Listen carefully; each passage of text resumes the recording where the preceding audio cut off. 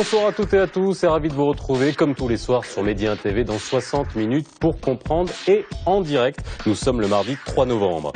Tous les soirs, vous le savez, vous avez l'habitude désormais, nous essayons de décrypter pour vous l'actualité, qu'elle soit nationale ou internationale, en votre compagnie, puisque vous réagissez à l'émission, n'hésitez pas sur les réseaux sociaux, page Facebook de Média TV, le compte Twitter sur le hashtag 60MPC et nous le faisons bien sûr en compagnie d'observateurs nationaux et internationaux. Les invités qui ont accepté d'être avec nous ce soir sont Omar Balafrej, vous êtes fondateur du mouvement Clarté, Ambition, Courage et membre de la Fédération de la Gauche Démocratique. Bonsoir et merci d'être avec nous. Ce soir, Omar Benzeloun, avocat au barreau de Rabat et de Marseille, enseignant-chercheur et vous êtes notamment auteur d'une tribune dans le monde diplomatique en hommage à Mehdi Ben Barka que vous avez intitulé « Ce mort à la vie longue ». On en parlera bien sûr tout à l'heure.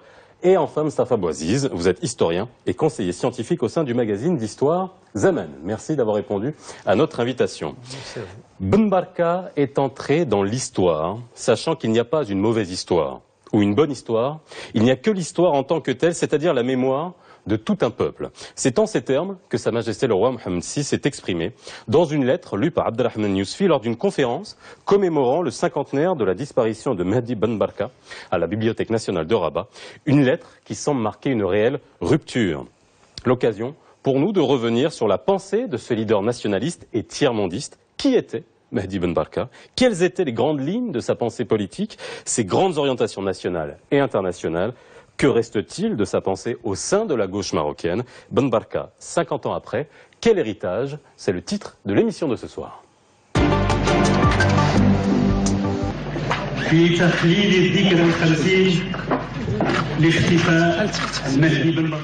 Avant toute chose, nous nous rappelons ensemble qu'il était un homme de paix et qu'il était proche de la famille royale.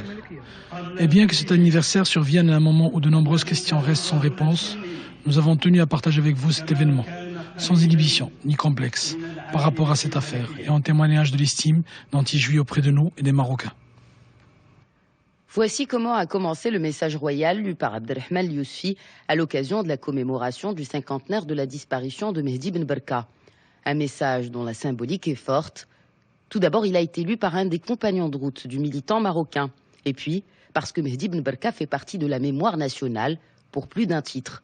Pour son sens précoce du nationalisme, car à 14 ans, Ben Barka s'était engagé auprès du Comité d'action marocaine, premier mouvement à s'élever contre le colonialisme et surtout père du parti de l'Istiqlal.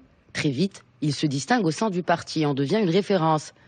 Il est le plus jeune signataire du manifeste de l'indépendance et son activité militante ne s'arrête pas à cette indépendance. En 1959, il fonde avec d'autres militants l'Union nationale des forces populaires qui s'affirme progressiste et émancipatrice. Au-delà de la lutte anticoloniale, Ben Barka croyait dur comme fer non seulement en l'unité du Maghreb, mais aussi en une solidarité des peuples. Son combat politique est indissociable à l'action sociale et ses définitions du développement étaient fondées sur des réformes axées sur le citoyen. Exemple de l'agriculture, Ben Barka avait pensé une réforme agraire profonde, renforcée par une industrialisation du pays. Et puis, il y a les leviers du développement selon Ben Barka.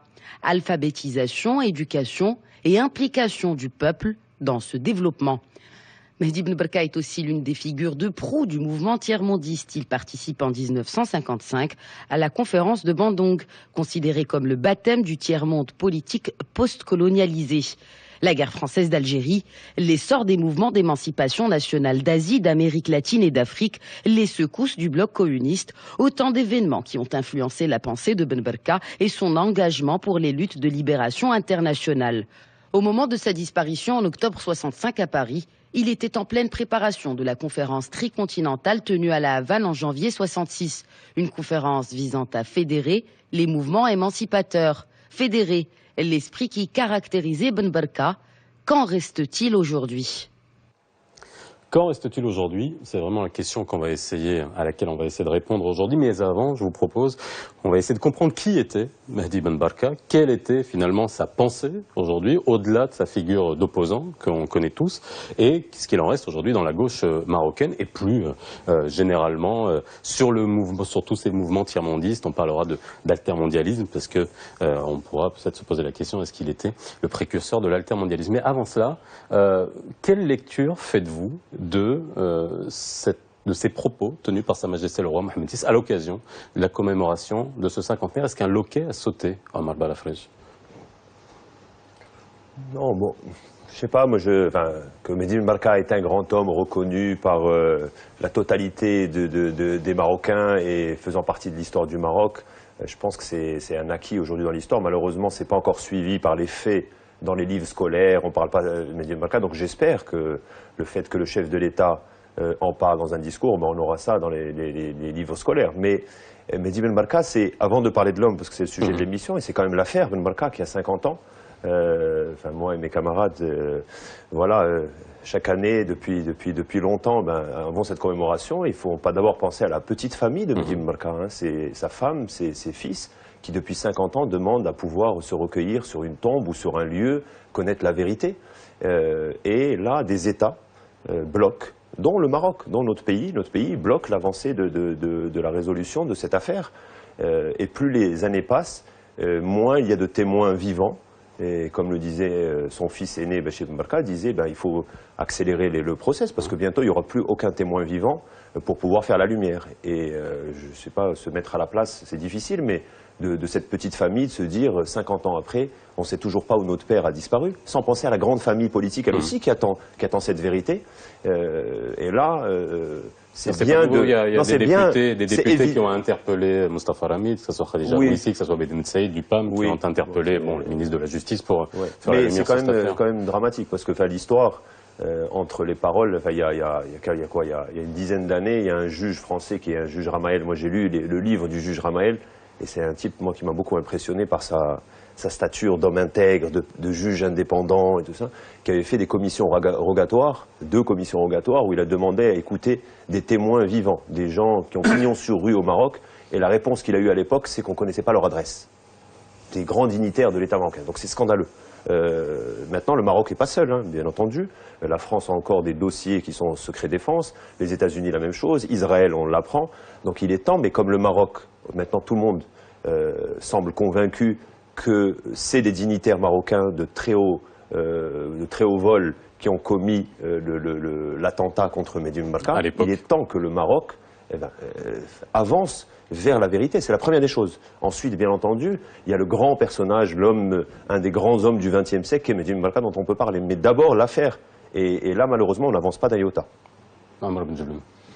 Je crois qu'il faut faire une lecture politique de la lettre royale, de par le fait que c'est un signal, à mon avis, un signal très fort donné à la gauche et à la scène politique. C'est-à-dire il y a un besoin aujourd'hui, un besoin de légitimité, un besoin de profondeur idéologique, un besoin de projet politique qui dépasse plus ou moins ce clivage binaire qui sclérose le Maroc entre, encore une fois, les courants du parti unique et puis le projet fondamentaliste. Donc il y a un besoin de gauche réel. Cette gauche existe, bien évidemment, mais la symbolique autour de Mehdi Ben Barka a fait que il y a eu une espèce d'unité autour de cet événement qu'est la 50e année de sa disparition, pour donner un message pour l'avenir, pour la gauche, etc. Je comparerai éventuellement ce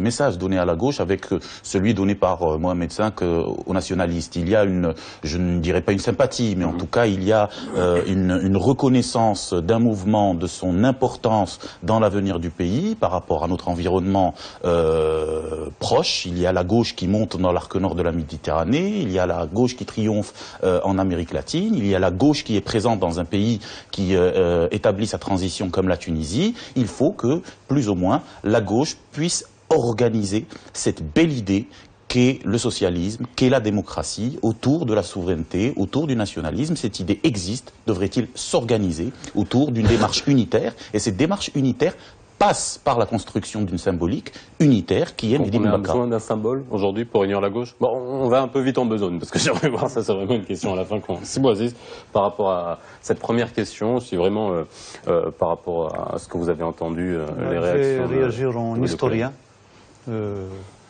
pour prendre en compte 2 mots qui ont été cités dans la lettre royale, mémoire et histoire.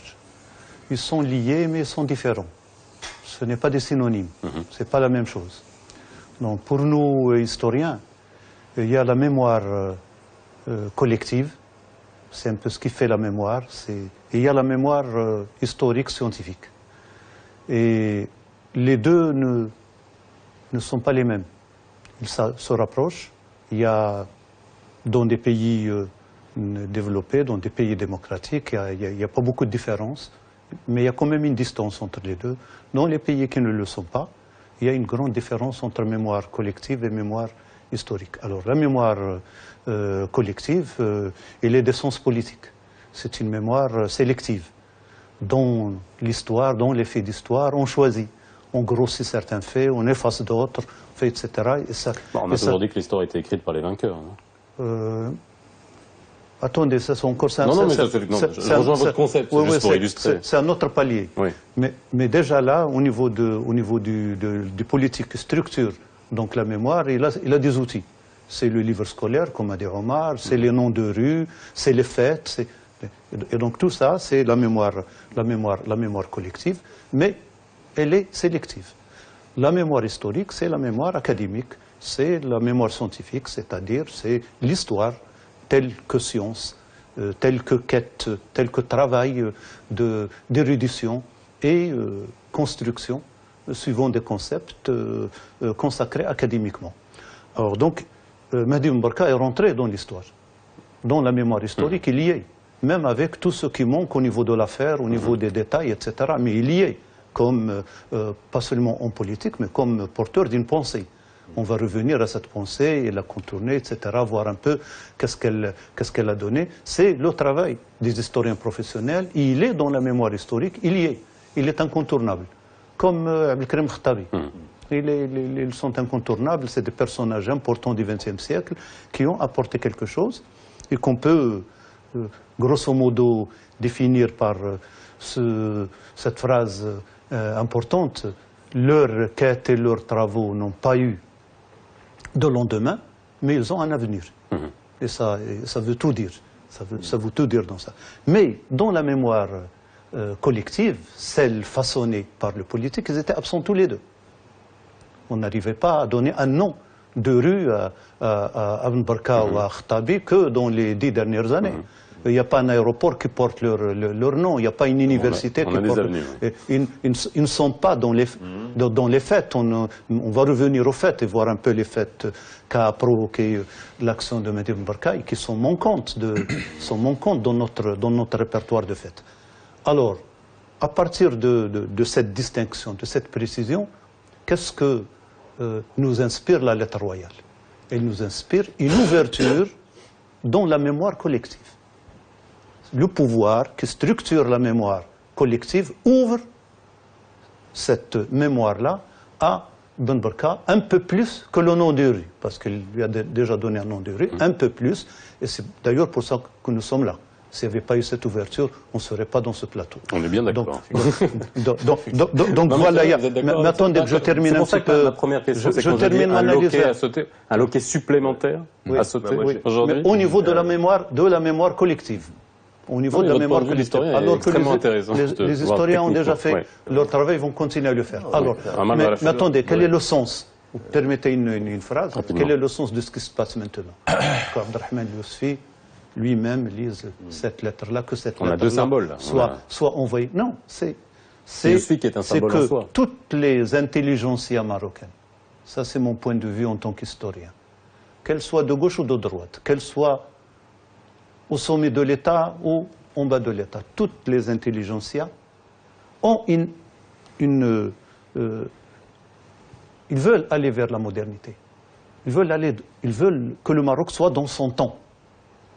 Mais en même temps, ils hésitent à faire ce pas-là. Ils sont dans ce que j'appelle, moi, l'antichambre de la modernité.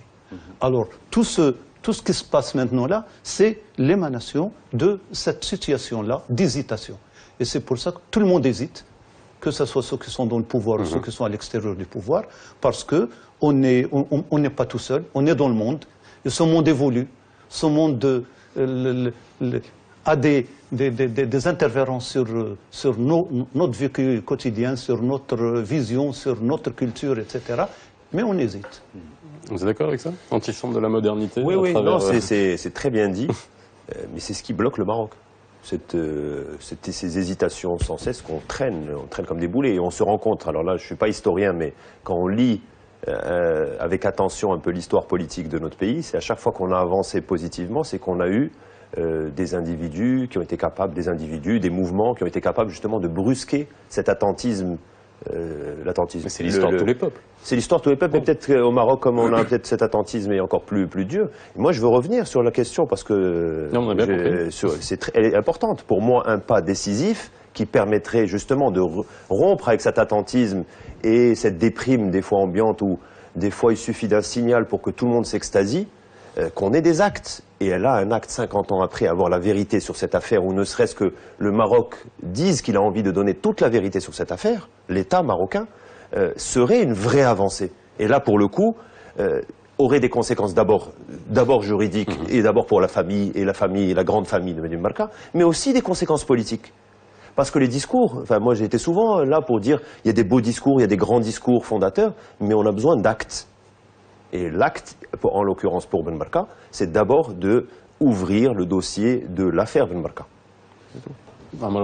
Effectivement, il y a le volet qu'on appelle communément l'affaire Ben Barka, et il y a le rôle de Ben Barka aujourd'hui. C'est une question, on a toujours parlé et discuté de ce qu'on a fait à Ben Barka, mais pas de ce qu'a fait Ben Barka ou ce que peut faire Ben Barka aujourd'hui. C'est-à-dire on parle du crime, qui est un crime politique, qui n'est pas accompli, de par le fait qu'il n'y a pas le cadavre. Effectivement, donc l'affaire ne peut pas être close. C'est un classique en procédure pénale. Mais il y a aussi ce que peut apporter Ben Barka aujourd'hui. Aujourd'hui, Ben Barka peut apporter justement cette unité symbolique, ce paradigme de valeurs qui peut justement unir cette gauche qui est plus ou moins éparpillée autour de la gauche gouvernementale, non gouvernementale, autour de la gauche dite sociale-libérale et la gauche socialiste scientifique, etc.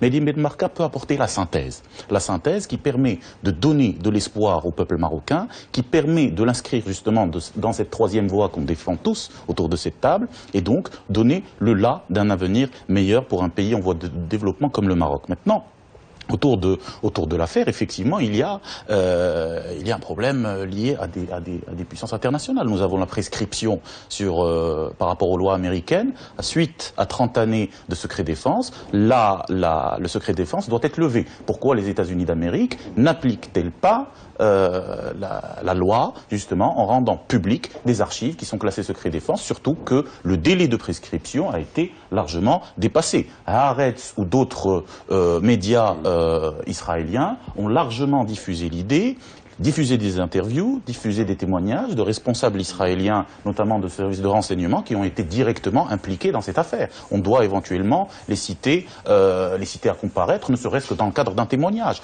Des dignitaires marocains qui sont aujourd'hui, et nous-mêmes, peut-être autour de cette table, connaissons leurs adresses, mais on ne va pas éventuellement les dévoiler, ce n'est pas on va éviter, ce n'est pas de notre ressort, mais devraient-ils peut-être apporter leur témoignage. Bachir Ben Barka ou la veuve de feu Mehdi Ben Barka, je pense qu'ils incarnent quelque part une certaine notion de réconciliation, une notion de paix. Ils veulent la vérité, ils veulent une sépulture. C'est tout à fait un droit légitime. La grande famille politique, effectivement, veut la vérité, mais en même temps, elle a un rôle de mettre Ben Barka dans une espèce de dynamique symbolique qui doit regarder vers l'avenir. Je vous cite dans la tribune que vous avez signée dans Le Monde diplomatique, c'est la dernière phrase, c'est votre conclusion. Je voudrais après, on va dire qui est Ben Barka pour pouvoir arriver, parce que votre conclusion est vraiment intéressante. Aujourd'hui encore, il ne fait nul doute que Ben Barka demeure la source morale qui dynamise la capacité de régénérescence des idées progressistes dans une nation minée par ces deux idéologies mortifères que sont le fondamentalisme et le néolibéralisme. Alors, avant que vous commentiez ça, pour qu'on puisse arriver à expliquer votre conclusion, on va peut-être commencer à essayer de comprendre qui était Mehdi Ben Barka. Est-ce qu'on a gardé seulement la figure de l'opposant en occultant la figure de, je vous l'ai dit en début d'émission, ce tiers-mondiste, anti-impérialisme, et était-il le précurseur de l'altermondialisme? Ben Barka, je vais le répéter ici, mais c'est d'abord un opposant au colonialisme. À 20 ans, ça a été dit dans votre reportage, plus jeune signataire du manifeste d'indépendance avec Abdelrahim Bouhabid. Moi, j'ai déjà dit sur des plateaux télé, à un moment donné, le 20 février, ce qui m'a le plus enthousiasmé au 20 février, c'est de voir des petits jeunes de 20 ans sortir, et c'est cette nouvelle génération j'espère que parmi eux, il y a un nouveau Ben Barka et un nouveau Abdelrahim Bouhabid qui va émerger dans quelques années, on le verra. C'est ça. C'était des jeunes qui souvent allaient à contre-courant de leur propre famille. J'ai toujours l'exemple de Bouk El Qadiri, mais même Ben Barka, ils sont pas toute sa famille qui sortait, c'est Mehdi Ben Barka. Donc c'est des rebelles qui défendaient une cause noble et qui ont gagné la première cause qu'ils défendaient, c'est-à-dire l'indépendance du Maroc. Il faut le reconnaître et le dire très très fort. On a tendance au Maroc à ne pas suffisamment le dire. C'est cette jeunesse-là qui a apporté l'indépendance de notre pays. D'accord ?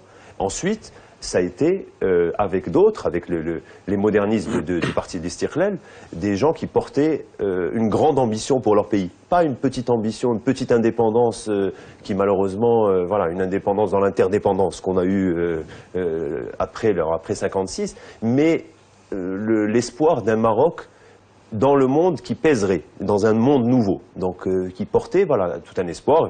Alors on ne va pas revenir aux années 50, mais c'est ça, il y avait les deux blocs et l'espoir de créer quelque chose, cette troisième voie. Alors c'est assez drôle qu'on se retrouve aujourd'hui, parce que tout l'enjeu de la gauche marocaine, que je pense la Fédération de la gauche démocratique commence réellement à incarner aujourd'hui, c'est la création de cette troisième voie et d'attirer vers elle tous les gens qui veulent créer cette troisième voie. Parce que on n'est pas dans la même situation, les situations sont différentes, mais ce besoin d'avoir une ambition pour notre pays, de dire voilà, on n'a aucun complexe, on ne va pas rester moyen, avoir des petites ambitions, voilà, on nous emmène à 10 ans avec des petits taux de croissance, avec juste il faut vivoter dans le monde actuel, il faut accepter qu'on soit dominé par l'Occident, par les grandes puissances. Non, on a une place à jouer. C'est pas en 5 ans, en 10 ans, mais sur une génération. On voit bien Mehdi Ben Barka était une figure mondiale. Mais il l'a construite, cette figure mondiale. Non, mais il l'a construite. Il l'a construite. On avait des gens de la trempe, enfin, Mehdi Ben Barka est probablement un des plus grands parmi ceux-là, qui disaient on peut être un grand pays. Et il n'y a pas de complexe à avoir. On avait déjà eu l'exemple d'Abdelkarim El-Khattabi au Maroc, qui était un des plus grands hommes du XXe siècle, tout continent confondu. Et Mehdi Ben Barka aussi en fait partie. Oui, donc avant d'aller dans ce sens-là, déjà pour clore l'affaire Ben Barka en elle-même, je crois que les conditions au Maroc sont maintenant réunies pour que ce dossier-là soit clos d'une manière positive.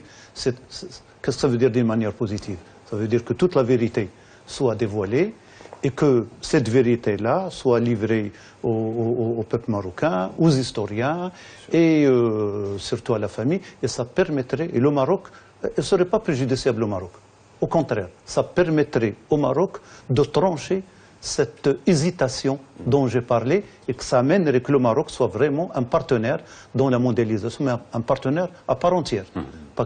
Donc il faut éliminer ces peurs, parce qu'il y avait beaucoup de peurs. À chaque fois, il y avait des occasions possibles pour le Maroc, je vais y revenir, pour aller de l'avant, mais les peurs des uns et des autres amènent qu'il y a des...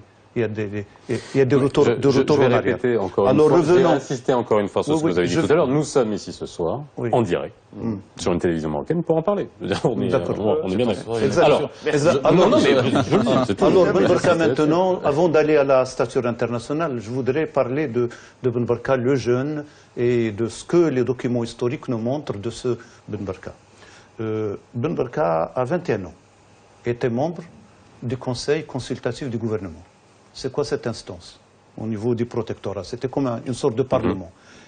C'est un parlement avec 3 chambres. Il y avait 2 chambres françaises et une chambre marocaine. Je pense que je vais prendre des notes ce soir, parce que je les cours d'histoire marocaine. Il était membre de cette chambre comme un notable, entre guillemets, mais une personnalité, parce qu'il était le président de l'association des anciens du collège Moulay Youssef. Ça s'appelait le collège à l'époque, même si c'était un lycée. Bon. Donc, il participait à façonner la politique au sein même du protectorat. Donc, en 1943, j'ai là donc une lettre du 28 juillet 1943 où il répondait au contrôleur civil de Rabat qu'il invitait à donner son point de vue sur la prochaine réunion du conseil consultatif du gouvernement. Qu'est-ce qu'il propose comme point d'ordre du jour? Il en propose 10, tous importantes. Et ça allait dans le même sens. Je crois qu'on n'a pas le temps que je vous les lise toutes les 10, mais ils vont dans un même sens. C'est lever l'état de minorité des Marocains dans leur pays. Ils étaient mis en état de minorité par rapport à d'autres. Donc l'égalité de salaire, l'égalité de... Et on est en pleine guerre mondiale. Deuxième guerre mondiale. Ils proposaient ça. Mais on est en juillet 1943. Le manifeste va être signé en janvier 1944. C'est 5 mois. Et dans Et il était en train de préparer avec d'autres le manifeste. Mais là, dans cette lettre, l'esprit de cette lettre, c'est l'esprit de coopération, mais en poussant un peu le travail avec une finesse de dire voilà les points que nous voulons discuter. Une semaine après, parce qu'il n'a pas reçu de réponse, il envoie, et là à ce moment-là il n'est pas seul, il est avec d'autres, il est avec Ahmed Yazidi, avec Mohamed Zghari, avec Ahmed Bahnini, avec Abdelrahman Znebr. Et que les quatre vont signer et que Znebr qui ne va pas signer le manifeste, ça c'est une autre histoire. Ils envoient une lettre pour dire on ne va pas assister parce que vous n'avez pas pris en compte notre proposition. On est en train de préparer l'indépendance, mais on est dans la réforme du protectorat jusqu'au dernier moment. Cette finesse politique, ce doigté,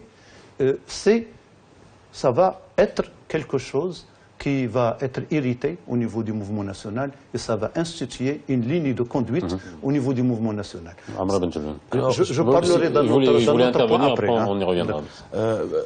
Sans rentrer dans le détail informationnel, mais je pense que... Non, mais c'est intéressant pour dire voilà, la finesse politique de manière... Mbarka est l'incarnation plus ou moins de la méthodologie marxiste, de la praxis. C'est-à-dire c'est quelqu'un qui est capable de fournir de la théorie, de la perspective et en même temps agir. Je donne une anecdote qui a été citée par l'intellectuel Hassan Aourid lors de la commémoration de Mehdi Mbarka du 30 octobre organisée par Si Abdelrahman Yousfi.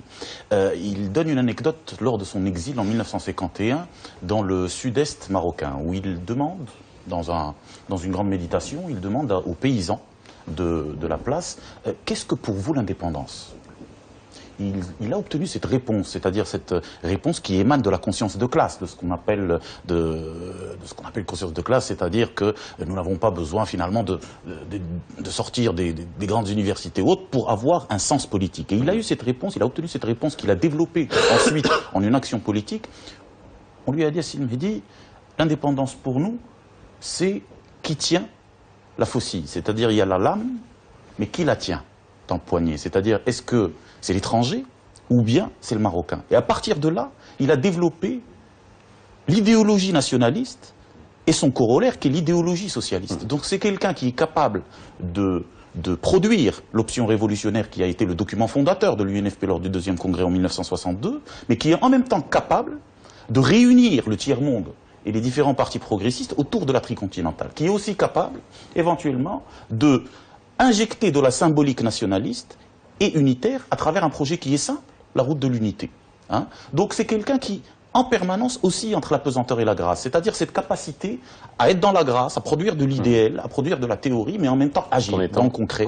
Sur le terrain. Amar Balafrej. Oui, non, j'abonde dans ce sens, c'est la pensée et l'action.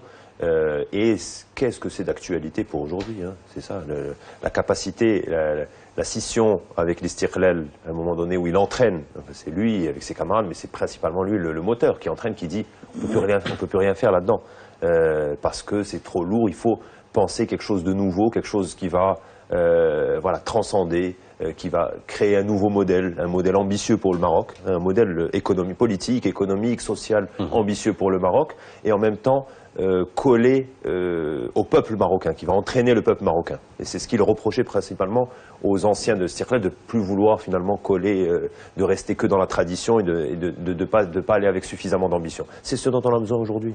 Aujourd'hui, on a besoin de ça. Cette troisième voie, c'est ça. C'est penser un nouveau modèle suffisamment ambitieux qui permet de nous dire, dans 20, dans 30 ans, on peut aller à quelque chose de très grand, sans complexe, et entraîner des gens, commencer avec ce qui existe déjà, les gens qui sont capables d'y aller, arrêter d'être conservateurs. Et les conservateurs, vous en avez partout. À droite, chez les vrais conservateurs, et à gauche aussi les conservateurs. Les gens qui ruminent des fois par flemmardise leur conservatisme. On a besoin de ça. Et c'est là où la pensée de Mehdi Mbarka doit être présente. Elle est présente, mais doit être analysée dans ce sens. Comment, dans sa pensée, l'option révolutionnaire, revoir comment la notion d'éducation, il y avait la lutte contre l'analphabétisme à l'époque, mais l'éducation est essentielle, sans ça on ne fait rien. C'est encore d'actualité aujourd'hui. Sans éducation, sans baser un vrai programme politique basé sur éduquer, mais pas au sens fermé, c'est pas juste l'école, le lycée, c'est tout l'éducation, c'est la télévision, c'est tout le temps éduquer au civisme, éduquer une société. Vous dites que c'est d'actualité. Jeudi, on parlera de la réforme de l'éducation sur ce plateau. Oui, ce serait bien parce que voilà, ça serait bien de nous inviter. Non, ce serait bien de nous inviter là-dessus parce que voilà, il faut qu'on invite d'autres personnes. Si vous inquiétez pas. Alors, j'ai une question, on en parlera, on y répondra après la pause. Et c'est une question intéressante que j'ai sur Facebook. L'héritage politique de Mehdi Ben Barka ne semblait pas être tenable. C'était une vision tiers-mondiste et ça n'était pas acceptable pour certains pays. Que sont devenus ces compagnons de la tricontinentale, soit morts, soit isolés politiquement et économiquement? On essaiera de répondre à cette question après la pause.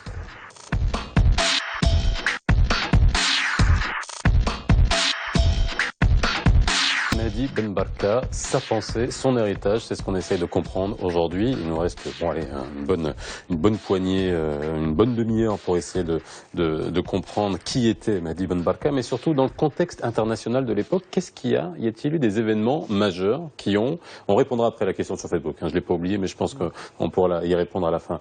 Qu'est-ce qui a façonné, aiguisé toute sa pensée? Est-ce qu'il y a eu des événements marquants?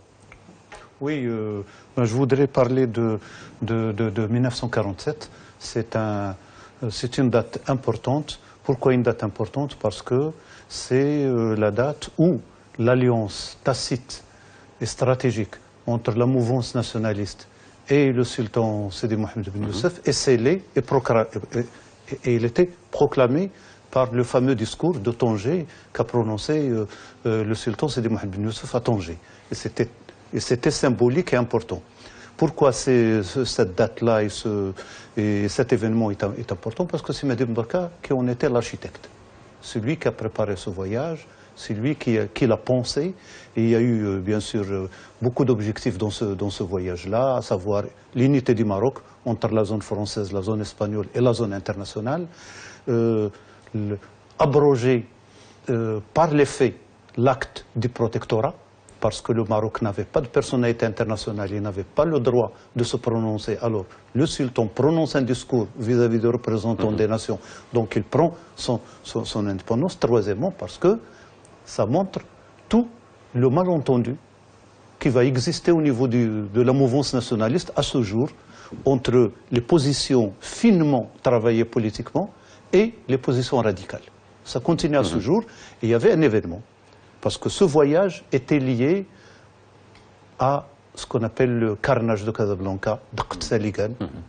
Il y avait un carnage le 7 avril, 2 jours avant le voyage du roi. Et c'était provoqué par Boniface, qui était le grand sécuritaire de l'époque. C'était pour un peu empêcher et avorter ce voyage-là. Et c'était dur parce qu'il y avait bien sûr un carnage, il y a des morts, il y a des familles endeuillées, etc. Mais Ben Barka disait qu'il ne fallait pas tomber dans le piège, il faut que le voyage se concrétise. Et le voyage s'est concrétisé. Mais ça a créé le premier clivage important, et c'est un peu la base entre les politiques et ceux qui ont pris les armes après, parce que l'idée de violence a commencé en 1947 comme réaction au carnage de Casablanca. Et ça va être, disons, chaque fois qu'on cite Ben Barka, on cite cette position-là. Il y avait toujours entre Ben Barka et les résistants une compréhension et une incompréhension. Et la base était un peu au niveau de cet événement-là, qui était un événement important. Il avait une portée nationale et internationale, mais en même temps, il avait une position fondatrice au niveau de la politique, comment on la prend, et c'est le grand malentendu à ce jour. Comment a-t-il construit son rayonnement international? Parce que quand on voit cette figure emblématique qu'est Ben Barka, on le voit discuter avec Che Guevara, on le voit discuter avec Mao, avec Nasser. Qu'est-ce qui lui a donné? Comment a-t-il construit justement cette... Il était à Paris, je pourrais vous donner le truc, il était à Paris, il a commencé par le Maghreb, parce que vous savez, le mot même Maghreb, c'est à Paris que ça s'est formé. La vision fédérale du Maghreb s'est formée à Paris, alors qu'une vision fusionnelle s'est formée au Caire. On dit le Maghreb arabe au Caire. Là, on disait les pays de l'Afrique du Nord, puis on a dit le Maghreb. Et c'est Ben Barka un peu qui a un peu favorisé tout ça. Et à l'époque, dans le cadre de la guerre froide, les Américains ont poussé un petit peu, quand ils n'ont pas pu arrêter l'élan communiste, à ouvrir une plage à cette troisième voie. C'est au moment de Truman. Et il y avait un penseur, je m'excuse, un penseur, c'est Alfred Sauvy, qui a parlé un peu du tiers-monde, mais celui qui lui a donné corps et qui l'a transformé, c'est Ben Barka. Il lui a donné donc une... Et c'est comme ça qu'il est rentré dans la scène internationale, en étant un des acteurs importants de mettre un peu en relief l'idée du tiers-monde et de le concrétiser. Donc effectivement, on était dans un environnement où, dans un moment de l'histoire où la lutte pour l'indépendance se construisait dans l'unité maghrébine. On est passé effectivement de la notion indigène de l'Afrique du Nord à la notion maghrébine, donc le Maghreb a été idéologisé. C'est-à-dire les grandes figures de l'indépendance comme Ibn Barka ou Mohamed V ou d'autres disaient qu'il n'y a pas d'indépendance du Maroc en 56 sans l'indépendance de la voisine algérienne. Donc à partir de là, il y a bien évidemment dans cette lutte des relations extérieures qui se sont forgées. Ben Barka, c'est quelqu'un qui quand même pouvait tutoyer aussi bien Mao Tse-tung que les soviétiques pour apaiser le conflit sino-soviétique. Il pouvait aussi bien convaincre Nasser et les ba'athistes de Syrie pour éventuellement apaiser les tensions dans le cadre de la République arabe unie. C'était quelqu'un qui quand même intervenait dans la scène internationale pour apaiser les tensions et pour unir le mouvement, ce qu'on appelle le mouvement des non-alignés. Et donc le mouvement des non-alignés, pour lui donner de l'air, de lui donner de l'opérationnel, et on devait créer cette conférence tricontinentale qui était plus ou moins une alternative à l'impérialisme bipolaire entre Américains et Soviétiques. Donc il devait y avoir, autour bien évidemment du maréchal Broz-Tito en Yougoslavie, ou Nasser, etc., un nouveau mouvement, un nouveau souffle qui pouvait donner justement la troisième voie, la fameuse troisième voie qu'on défend à l'échelle nationale, cette troisième voie entre les deux grands impérialismes, et donc que seul Ben Barka, par rapport à sa capacité de concilier entre les différents peuples opprimés, sa capacité de convaincre les différents dirigeants d'appareil, sa capacité de réunir éventuellement les belligérances, etc., il avait ce rôle pivot que de construire. Et puis, justement, c'est l'une des raisons qui ont accéléré son rendez-vous avec la mort, c'est-à-dire toutes les grandes figures internationales qui ont tenté d'exporter leur révolution, comme Guevara, comme Lumumba, ou même Léon Trotsky, qui est du bord soviétique, se sont affrontés aux intérêts impérialistes, quelle que soit leur nature, et puis ils ont connu une mort plus ou moins mystérieuse. Non, moi, je sens dans votre question, c'est de dire, c'est pas une critique, mais de dire comment un nationaliste marocain peut avoir une stature aussi importante internationale. Non, dans le contexte de l'époque, comment... Bon, je fais exprès de caricaturer, pardon. Le Maroc, enfin le XXe siècle, il ne faut pas oublier, on a eu Abdelkrim Khattabi, c'est pas n'importe quoi, c'est Abdelkrim Khattabi, c'est... Mao Tse-tung, ensuite c'est Ho Chi Minh qui le citait. Le Maroc avait une presse plus qu'honorable, extraordinaire dans l'histoire du monde, dans les débuts des années 50 à 40. Rajouter à ça des personnalités de la trempe, d'abord de El Fassi, qui était une sommité du monde arabe, un Ahmed Balafrej, grand diplomate reconnu, un Abdelrahim Bouabid et un Mehdi Ben Barka qui a 20 ans font un acte politique fondateur qui est le manifeste d'indépendance. Vous imaginez, 10 ans après, quelle maturité politique dans un monde où finalement, enfin voilà, il y avait pas grand monde qui avait cette maturité politique. Donc, tout à fait légitime pour jouer un rôle international majeur. Et puis, l'indépendance du Maroc, là je ne vais pas parler à la place, les historiens en parlent beaucoup mieux que moi, mais c'est, je crois, un cas unique d'indépendance où le mouvement qui apporte l'indépendance ne prend pas le pouvoir. Et a l'intelligence, alors oui, moi je considère que c'est l'intelligence, de dire on veut la modernité, on veut la démocratie, mais on a un pacte avec celui qui représentait l'ordre ancestral, qui était le roi, le sultan. Et on a compris que lui aussi voulait la modernité, donc on va faire quelque chose d'une façon différente. C'est pas une révolution, la révolution bolchevique, c'est on va construire un Maroc nouveau, démocratique, mais avec des racines profondes. Et avec le sultan Mohamed V, enfin le sultan et le roi ensuite Mohamed V, c'était du domaine du possible. Le malheur de notre histoire, c'est qu'il est décédé trop vite. Et là, je renvoie aux mémoires de Abdelrahim Bouabid sur cette anecdote extraordinaire. Dans un taxi, lui et Mehdi Ben Barka, qui discutent, ils disent ouais, comment on va faire, ça va, voilà, c'est bon, on va avancer. Vraiment, cette discussion, il faut vraiment la lire. Et ils apprennent à la radio la mort du sultan, et là, ils s'effondrent tous les deux. Ils disent, voilà, c'est comme si tout était fini. Cet espoir-là, des jeunes qui aspirer à la démocratie, mais en même temps construire un nouveau modèle. Donc voilà, on a raté un grand rendez-vous. Je pense que le Maroc, si, avec des si, on peut tout refaire, mais on aurait pu être un pays exemplaire 50 ans après. Aujourd'hui, on aurait pu, sans aucun complexe, être un des grands pays du monde. Oui. Non, et c'est toute l'ambition qu'on doit avoir pour l'avenir. C'est ça. Je rebondis pour montrer justement la profondeur de la catastrophe. C'est que quelques années avant, au moment du départ des négociations, il n'y avait pas encore de négociations. Il y avait une rencontre à Aix-les-Bains. On est en quelle année hein? On est en quelle année 55. En 55, le roi était encore en exil. Et le roi ne savait même pas, à l'époque, le sultan et sa famille il y avait blackout. Ils ne savaient même pas ce qui se passait ici. Ils ne connaissaient pas leur popularité. La popularité du sultan n'était pas connue. L'épisode de Mohamed V dans la Lune, c'est fabuleux comme un moment de mobilisation, etc. Même en mobilisant les canaux traditionnels d'imagination. Alors il y a Aix-les-Bains, c'est une rencontre.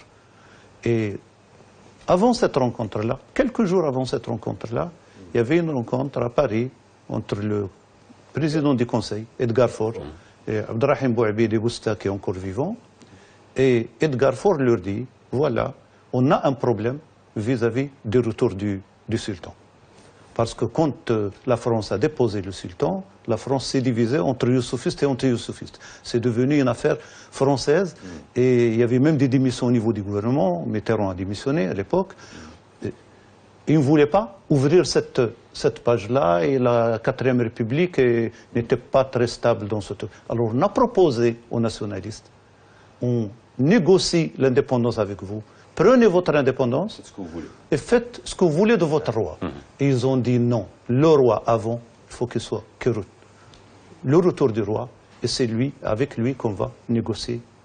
Donc vous voyez le compromis historique qui a été fait, le respect de ce compromis, et c'est pour ça que l'épisode de mettre ce mouvement, cette mouvance nationaliste dans l'opposition est quelque chose d'unique dans le monde arabe. C'est la seule expérience, c'est la deuxième en Afrique. C'est parce que le Kenya, le mouvement national kenyan, a eu la même expérience. Et partout, ça a été dramatique. C'est le ratage d'un passage important. Vous êtes d'accord avec ça, qui était possible. Cette portée, la manière avec laquelle Omar Ben Frege l'a exprimé pourquoi je le dis? Vous êtes d'accord avec un ratage avec l'histoire qui aurait fait d'aujourd'hui un Maroc? Je suis pour ne pas rater le prochain compromis. C'est bon, non, mais on vous écoute religieusement comme un professeur. On va laisser parler c'est vrai que sur le format de l'émission, il y a un élément qui manque, c'est un son de cloche différent à cet unanimisme relatif à la légitimité historique et même à la légitimité scientifique ou à la légitimité politique d'Mehdi Boumraka, mais cela nous fait tout à fait plaisir, il n'y a absolument aucun souci. Effectivement, je crois que j'ai bien compris, mais on aura l'occasion incarne de revenir sur le sujet avec Absolument. des gens qui n'ont pas la même vision que vous, encore une fois, qu'on ne nous taxe pas de donner la parole qu'aux gens qui sont pour. Il y a d'autres sons de cloche, on est d'accord. Mehdi Boumraka, je crois, est quelqu'un qui a construit la conscience collective nationale dans ce qu'on a, je paraphraserai Rosan Vallon, il a installé un sentiment d'inachevé.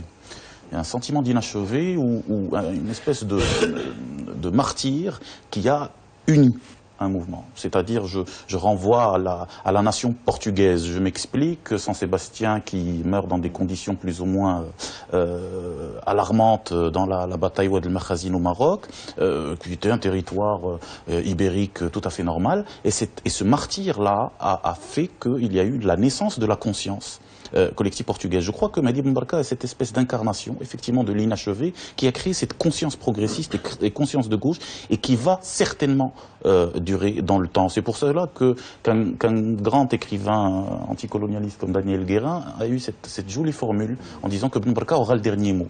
Il aura certainement le dernier mot, de par le fait, effectivement, qu'on en parle aujourd'hui, en direct dans une chaîne de télévision. Il aura peut-être le dernier mot par le triomphe du socialisme.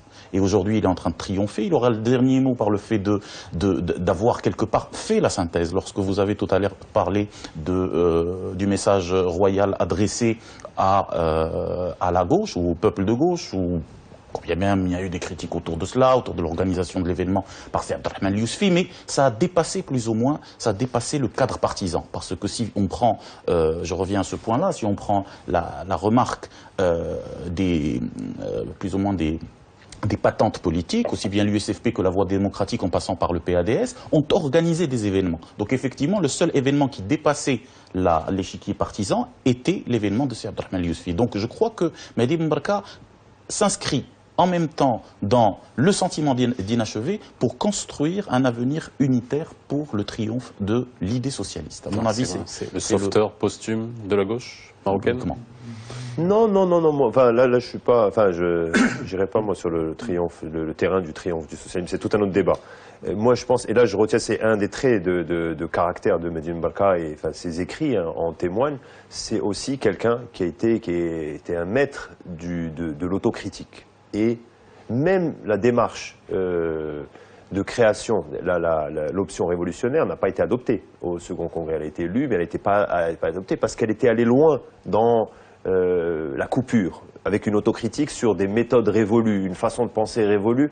Et ça, c'est intéressant. Ça, c'est très, très intéressant à inscrire, enfin, je pense, vers l'éternel, hein, qu'on ne peut pas, il n'y a rien d'acquis, il n'y a pas de théorie, ni politique, ni économique, qui est faite pour l'infini. Il faut réussir à s'adapter, être capable de s'autocritiquer, de réfléchir aux erreurs qu'on a pu commettre politiques ou même dans la façon de penser pour reconstruire. Et là où vraiment, moi, c'est ce qui m'intéresse le plus dans sa démarche politique, à lui et à ses contemporains qui étaient les jeunes leaders, c'est avec sans aucun complexe. Ça, c'est très très important. Dans un Maroc où malheureusement l'élite politique et les cadres politiques sont très très souvent victimes de complexes, d'infériorité vis-à-vis de plein de choses, vis-à-vis de l'étranger, vis-à-vis du Marzen, vis-à-vis... Il y a toujours cette relation. Là, on avait une personnalité, un personnage sans complexe, et qui traçait sa voie. Quel impact a eu sa disparition? Bon, 30 octobre 65, la tricontinentale était en janvier 66. La tricontinentale, c'était la conférence de solidarité avec les peuples d'Afrique, d'Amérique du Sud et d'Asie. Quel impact ça a eu sur cette tricontinentale, finalement, sa disparition? Oui, vous me permettez, avant de parler de ça, de revenir sur le personnage. Je le compare à deux autres personnages, ils sont trois, Abdelkrim Khattabi, Alla El-Fassi et Ben Barka. Ils sortent de la mêlée un peu de tous les acteurs politiques marocains du XXe siècle. Ils sortent de ce côté-là. C'est pas par hasard que Alla El-Fassi a écrit l'autocritique, Naqdasi, en 52, qui est un document important. C'est pas par hasard que Abdelkrim Khattabi a fait aussi une autocritique de la période de la République des Rifs et du peuple rifin à l'époque, et Ben Barka qui a écrit l'Option révolutionnaire où il parle de ces trois grandes erreurs qui ont été faites. Il ne faut pas aller dans le sens de l'icône et dans le sens de glorifier un peu le personnage. C'est un acteur politique. Il a ses points forts. On vient d'en parler, et là, c'est point faible. Dans sa banalisation. Ah oui, non, je le diabolise pas, au contraire. Dans la manière avec laquelle vous en parlez depuis le début de l'émission, excusez-moi. Exact, c'est pour ça scientifique. C'est pour ça que je voulais... Il a raison de le dire, c'est un très très grand homme politique, mais bien sûr qu'il a des points. C'est pour ça que je voulais amener cette dose-là de... Alors, il était porteur d'une vision d'un État national marocain grand, etc. Il avait en face le prince héritier, qui est devenu le roi Hassan II, qui avait un autre projet, un projet conservateur de retraditionnalisation de la société. Et c'est ce projet-là qui a gagné. Pourquoi il a échoué? Il faut qu'on se pose cette question-là. Parce qu'il y a des combats qu'il n'a pas livrés. Il a livré pas mal de combats, mais il y a des combats qu'il n'a pas livrés. Et le combat culturel, il ne l'a pas livré, du tout. Parce qu'il avait une erreur d'analyse dès le départ, dans son truc. Cette erreur d'analyse s'amenait en disant que la question de la culture populaire, la religion, la religiosité, etc., tout ça, c'est des problèmes de superstructure. Attaquons l'infrastructure, changeons les conditions de vie des gens, et le reste va venir après. Donc, il a évacué ce problème-là avec cette donnée théorique qui vient du marxisme mécanique. Oui. Du marxisme mécanique, pas de Marx, c'est de Staline. Et ça a donné cette erreur-là. Et le conservatisme marocain a été utilisé par Hassan II. Et il a gagné, il a parti avec ça. Moi, j'ai fait les comptes au niveau de l'option révolutionnaire. Je n'oserais pas. Au niveau de l'option révolutionnaire, j'ai compté. Il y a 108 fois le mot révolution, révolutionnaire. Il y a seulement 2 fois le mot religion et le mot les traditions, les nobles traditions de notre peuple. Et ce n'est pas son erreur seulement. Tout le côté culturel a été pour vous. Boualbid aussi, le Hbabi aussi, tous les théoriciens qui sont venus après, ils disaient ça. Changeons le fond, changeons les conditions de vie, et le reste, on va voir, on ne veut pas rentrer dans un débat, dans un conflit avec notre peuple. C'était une erreur. Je reviendrai sur la notion d'autocritique pour revenir sur le socialisme, parce que c'est très important. Je crois que le premier projet qu'a défendu Ibn Barka, c'est le projet nationaliste. Ensuite, l'une des 3 grandes autocritiques qu'avait fait Ibn Barka, c'est que justement nous étions dans une espèce de technocratie ambiante, voire de religiosité, voire sur quelque chose de prescrit qui est le fait résistant par rapport à quelque chose de désuet, qui était le colonialisme, ou le fait de la colonisation. Effectivement, il a établi une autocritique relative à ce qu'il avait appelé la marocanisation de la colonisation et non l'indépendance, mais la grande autocritique justement qui a été réglée 10 ans après son assassinat en 1975 grâce au rapport idéologique de Omar Ben Jelloun, qui était la clarification idéologique du mouvement. Qui sommes-nous? L'Union nationale. Donc la première question de Mehdi Ben Barka, c'est d'abord qui sommes-nous? Sommes-nous socialistes? Sommes-nous baptistes? Sommes-nous libéraux? Qui sommes-nous? Nous sommes d'abord socialistes. Et ce n'est pas un mot qui fait peur, c'est un mot qui est ouvert, effectivement, ouvert à la dynamique sociale, à la dynamique économique, à la dynamique géopolitique. Aujourd'hui, dans le cadre de la coopération Sud-Sud, les Indes avec d'autres pays, sont en train de créer des structures monétaires et financières alternatives à la Banque mondiale. C'est-à-dire que, quelque part, la tricontinentale est en train d'être vécue aujourd'hui par le triomphe du... J'emploie le mot triomphe absolument sans complexe, qui est en train de voir le jour en Amérique latine, qui est en train de voir le jour dans le sud-est asiatique. C'est éventuellement notre avenir. Et c'est pour cela que cette idéologie est en train de frayer son chemin, doit se réorganiser dans le cadre de dynamique organisationnelle, entre le fondamentalisme et entre le néolibéralisme, pour revenir à la conclusion de mon propos. Donc la première autocritique qu'avait fait Mehdi Ben Barka, justement en 62, c'est de dire qu'il faut d'abord sortir de l'idée de l'union nationale. Nous ne sommes plus très bien l'union nationale, mais quel est le projet exactement? Eh bien c'est le projet socialiste, c'est la réforme agraire, c'est éventuellement le service public. Le service public qui va bien évidemment inclure aussi bien l'éducation, la santé que la justice, etc., en déclarant que l'initiative privée, que la propriété, que le marché régulé était important.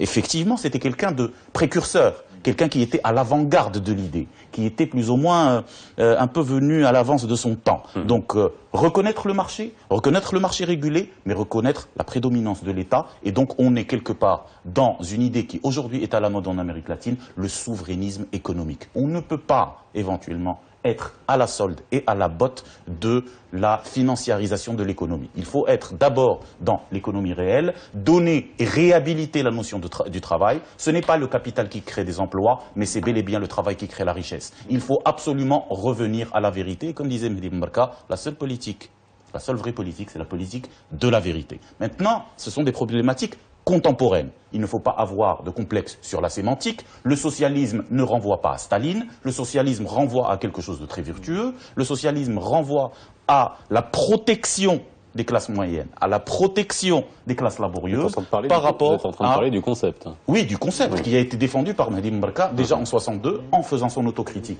sur le manque plus ou moins de clarification idéologique. Cela a été fait en 75 justement par des hommes comme Omar Ben Jelloun ou comme si Mohamed Abdel Jabri, mais après, ça a été appliqué bon an mal an dans le cadre de certaines conjonctures relatives à l'alternance, mais aujourd'hui, nous devons renaître à travers un symbole unitaire, l'un des seuls piliers symboliques qui arrive à unir la gauche aujourd'hui, c'est le souvenir, la mémoire de Mehdi Ben Barka. C'est indéniable.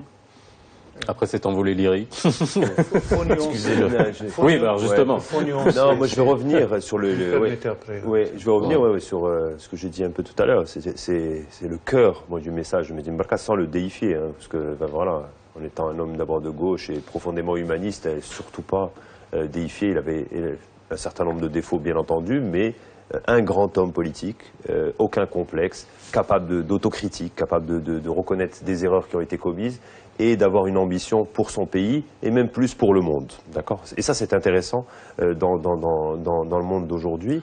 On en a je pense que la gauche marocaine, qu'il faut le reconnaître, a été dans l'opposition depuis les années 60, a apporté beaucoup au Maroc. Et elle a apporté beaucoup au Maroc, la gauche, toutes les composantes de la gauche marocaine ont apporté beaucoup à notre pays, avec l'image de Mehdi Mbarka, avec le père tutélaire de cette gauche-là, qui était Mehdi Mbarka. C'est à elle, cette gauche marocaine, il faut le reconnaître et le dire régulièrement, à laquelle on doit la société civile qui existe au Maroc, le mouvement des droits de l'homme, un certain nombre de choses. Tout ça, c'est la gauche marocaine qui a construit ça dans les années 70, 80. Donc c'est un certain nombre d'acquis qu'on a dans notre société aujourd'hui. Non, j'ai pas dit qu'on le doit à Ben Barka. On le doit aux héritiers directs de Ben Barka, ceux qui l'avaient côtoyé, ceux qui avaient vécu avec lui, ceux qui en étaient ses héritiers. Maintenant, on parle d'aujourd'hui. Cette histoire, il faut la relire, mais il faut relire toute notre histoire. Et s'il y a quelque chose que peut faire l'État marocain, c'est donner accès à toute cette histoire, toute l'histoire du XXe siècle, à un maximum de Marocains, que ce ne soit pas uniquement l'élite, les lecteurs de Zaman qui aient accès à cette histoire, mais que tous nos étudiants, nos lycéens puissent avoir accès à nos grands hommes. On a eu des grands hommes dans le XXe siècle, dont Mehdi Ben Barka. Il faut la connaître, cette histoire, avec ses complexités, pour pouvoir aller de l'avant et avoir à nouveau de l'ambition pour notre pays. Oh, bon, je voudrais un peu nuancer parce que bon, mon ami Omar l'a tenu un discours. Je ne vais pas être méchant, mais je vais dire quand même, quand on discute avec les islamistes, ils parlent un peu de la même façon de l'islam. L'islam, il y a ça, l'islam, il y a ça, etc. Mais nous, historiens, qu'est-ce qu'on fait les musulmans dans leur action réelle et qu'est-ce qu'on font les socialistes dans leur action réelle. Et c'est ça qui nous intéresse, parce que le Mehdi, on peut citer, on peut glorifier, je peux vous donner 3 ou 4 mémorandums envoyés aux Nations Unies durant les années 40 sur les droits de l'homme par Mehdi. Donc il était quand même le premier à faire ça. Mais ça ne m'intéresse pas un discours de glorification d'une icône comme ça. Ce qui m'intéresse, c'est quels ont été les empêchements que sa pensée prenne forme dans une expérience réelle, historique du Maroc, ce qui n'a pas été fait. Donc on a, d'une certaine manière, si socialisme marocain il y a, il a raté le coche. Pourquoi? Et c'est ça qu'il faut. Le Mehdi était malheureux. Dans le deuxième congrès de l'INFP, il a été mis en minorité. Son rapport organisationnel n'a pas été adopté, son rapport d'organisation, son rapport d'orientation non plus. Et je crois qu'il avait une amertume en lui, à tel point qu'il a misé plus sur son action internationale que sur l'action, parce qu'il y a des freins, parce qu'il y a des contraintes. Et ces contraintes-là, est-ce que ces contraintes n'existent pas? Ils existent encore dans les partis de gauche marocains et dans les associations et dans les partis de droite aussi. C'est des contraintes de culture. Ils sont là. Et c'est ces contraintes-là qui nous empêchent de donner place aux plus innovateurs de nous. Et c'est pour ça que tous les intellectuels ou ceux qui innovent, etc., sont plus ou moins mis à l'écart de structures partisanes ou syndicales ou gouvernementales. Parce que la structure est archaïque, la structure est conservatrice. Et c'est là où les verrous doivent sauter pour créer le Maroc de demain et pour donner à la pensée de Ben Barka une possibilité d'être réelle, d'être dans une configuration réelle. C'est possible, mais il faut mettre le doigt sur ces verrous-là, et ces verrous existent. Je voudrais juste sur la glorification mettre un terme à cette caricature. Je ne suis absolument pas dans la glorification, combien même j'ai beaucoup d'estime et beaucoup d'admiration pour la personnalité de Mehdi Ben Barka, mais on ne va pas éventuellement nihiler le propos en disant que c'est de la déification et que nous ne sommes pas éventuellement des adorateurs de statuettes, etc., comme diraient les musulmans, justement, à la période anti-islamique. On n'est pas absolument. Donc là, les mots ont un sens, donc on fait attention à ça. L'idée, c'est de dire qu'aujourd'hui, il y a un besoin relatif à un projet politique.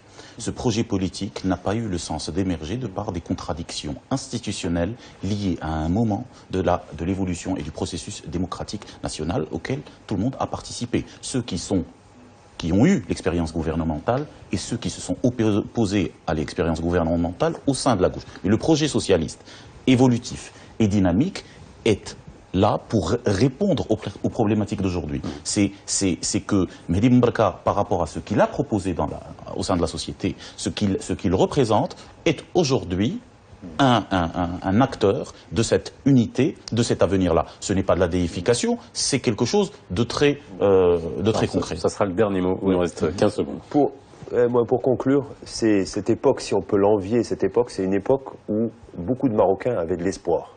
Et notamment grâce à des hommes de cette trempe-là. Vous savez qu'il y avait un espoir, la route de l'unité, s'il y a quelque chose à retenir de Mehdi Ben Barka, enfin moi en tout cas, c'est la route de l'unité. Des jeunes Marocains qui donnent de leur temps pour construire une route dans les montagnes reculées du Maroc. C'est ça, c'est un projet commun. Voilà, c'est quelque chose d'extraordinaire, on en manque aujourd'hui. Qu'est-ce qu'on a ? Hein, les gens, qu'est-ce qu'ils veulent ? Ils veulent le dernier iPhone. Eh ben, ça sera le dernier mot. Merci à vous d'avoir été avec nous sur ce plateau. J'espère qu'en 60 minutes, vous auront permis de mieux comprendre qui était Mehdi Ben Barka. Excellente soirée sur Média TV, la rediffusion à 22h40. Comme d'habitude, si vous nous avez pris en route, on se retrouve demain.